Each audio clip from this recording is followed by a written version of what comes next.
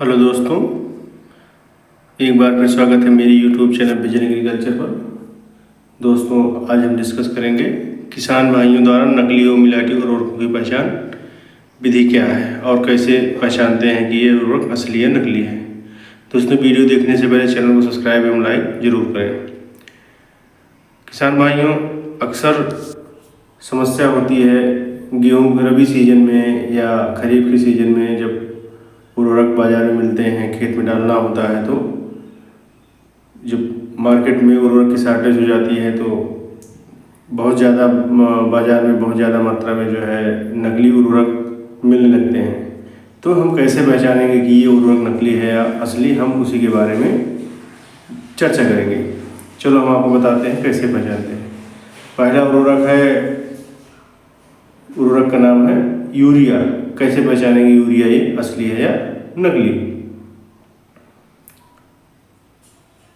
Urea पहचान विधि इसकी क्या है। पहला है सफ़ेद चमकदार लगभग समान आकार के गोल दाने होते हैं जो सफ़ेद रंग के होते हैं। दूसरा है पानी में पूर्णतः घुल जाता है तथा घोल छूने पर शीतल या ठंडा की अनुभूति होती है। जब उसमें आप हाथ डालेंगे तो वो एकदम ठंडा या जैसे बर्फ का पानी लगेगा। तीसरा है गर्म तवे पर रखने से पिघल जाता है और आंच तेज करने पर कोई अवशेष नहीं बचता। यानी जब आप तवा को गर्म करेंगे और उस पर रखेंगे तो पिघल जाएगा, और जैसे ही आंच तेज करेंगे वो उसमें कोई अवशेष नहीं बचेगा, सब उड़ जाता है गैस बनकर। नेक्स्ट उर्वरक का नाम है डीएपी। डीएपी की पहचान विधि क्या है।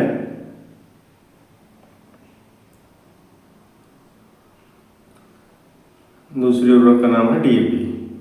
इसकी पहचान की विधि क्या है। पहला सख्त दानेदार भूरा काला बादामी रंग, नाखूनों से आसानी से नहीं छूटता है। उसके जब खुरचेंगे तो उसका कलर जल्दी से नहीं छूटेगा।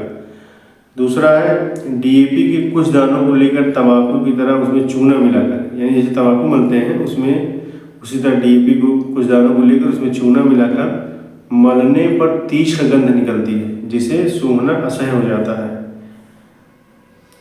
और तीसरा है तवे पर धीमी आंच में गर्म करने पर दाने फूल जाते हैं। ये डीएपी के पहचान की विधि है। सबसे ज़्यादा मिलावट डीएपी में ही होती है। तीसरे उर्वरक का नाम है सुपर फास्फेट।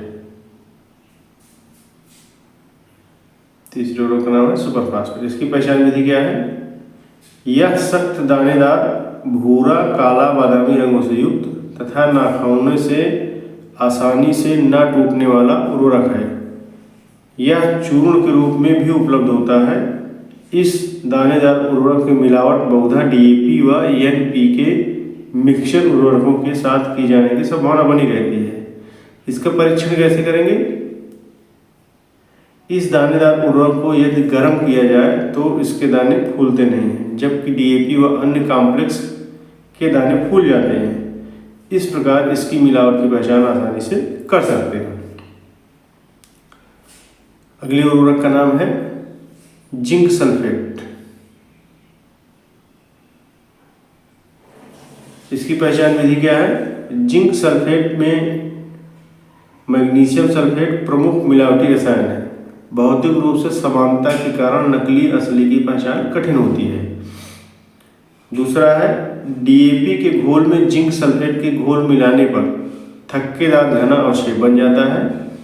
मैग्नीशियम सल्फेट के साथ ऐसा नहीं होता है।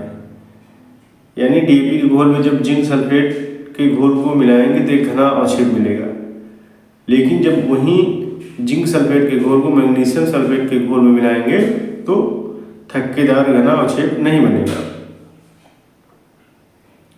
तीसरा है जिंक सल्फेट के घोल में पतला कास्टिक का घोल मिलाने पर सफ़ेद मटमैला माड़ जैसा अवक्षेप बनता है, जिसमें गाढ़ा कास्टिक का घोल मिलाने पर अवक्षेप पूर्णतः घुल जाता है। यदि जिंक सल्फेट की जगह पर मैग्नीशियम सल्फेट है तो अवक्षेप नहीं घुलेगा।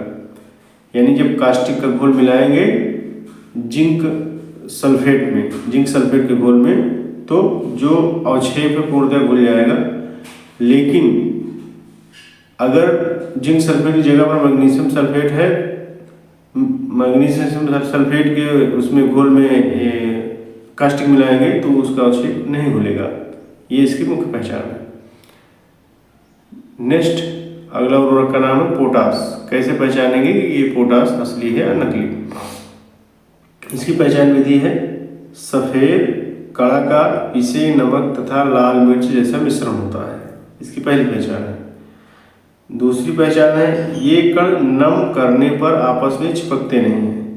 मतलब पानी अगर आप उसमें हल्का डालेंगे या थोड़ा नम करेंगे तो आपस में एक दूसरे से चिपकेंगे नहीं, वो अलग ही रहेंगे उनके कण।